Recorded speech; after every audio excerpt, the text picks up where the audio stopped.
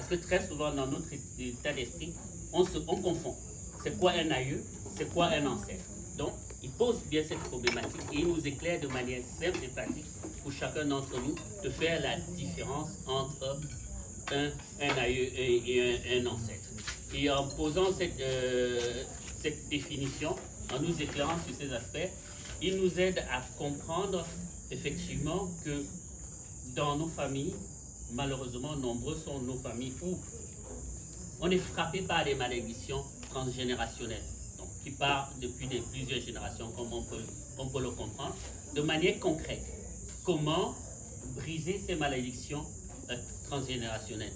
Il nous explique étape par étape avec des rituels bien précis, et l'auteur a fait quelque chose d'assez particulier. Il a démocratisé la connaissance. C'est quoi? J'utilise une grosse expression, démocratiser, c'est-à-dire permettre à chacun d'entre nous, comme l'auteur le dit, nous sommes à l'ère du Verseau, chacun d'entre nous doit avoir la pleine connaissance de notre culture, de notre identité, et pouvoir en user. Donc, loin d'être, par exemple, des gourous qui vont vouloir, à chaque fois, vous venez vers lui pour rechercher la connaissance, l'auteur de ce livre a voulu partager pour que chaque lecteur, où que vous soyez, puisse savoir avec exactitude, avec des rituels précis, comme je l'ai dit, savoir comment briser les malédictions ancestrales. Donc, dans la communication avec nos ancêtres, la deuxième partie, comme je le disais, c'est comment briser cela, briser les malédictions transgénérationnelles. Et la troisième partie, la communication avec nos ancêtres originaires et méritants. Donc, l'auteur a partagé avec nous comment, de manière concrète, nous pouvons communiquer avec nos ancêtres.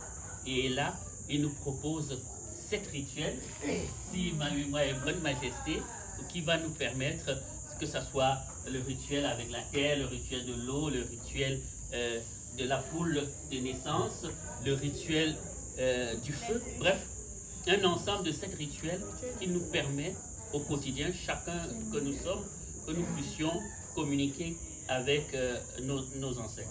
Donc, c'est véritablement un livre, je le dis sincèrement, un livre exceptionnel. Moi, je pense qu'il est unique parce que beaucoup parlent de cette question de spiritualité. Mais le poser de manière scientifique dans un livre, pour moi qui connais un peu l'univers du monde de livre, pour moi, sincèrement, majesté, respect et félicitations encore. Donc, le livre, il est tout frais, il vient d'arriver, comme vous le constatez. Donc, chacun de vous, j'imagine, doit se procurer son exemplaire de ce livre. Comment communiquer avec nos ancêtres, un livre en 3 parties et qui est très riche. Donc voilà, mesdames, messieurs, le livre qui m'a été chargé de vous présenter. Merci.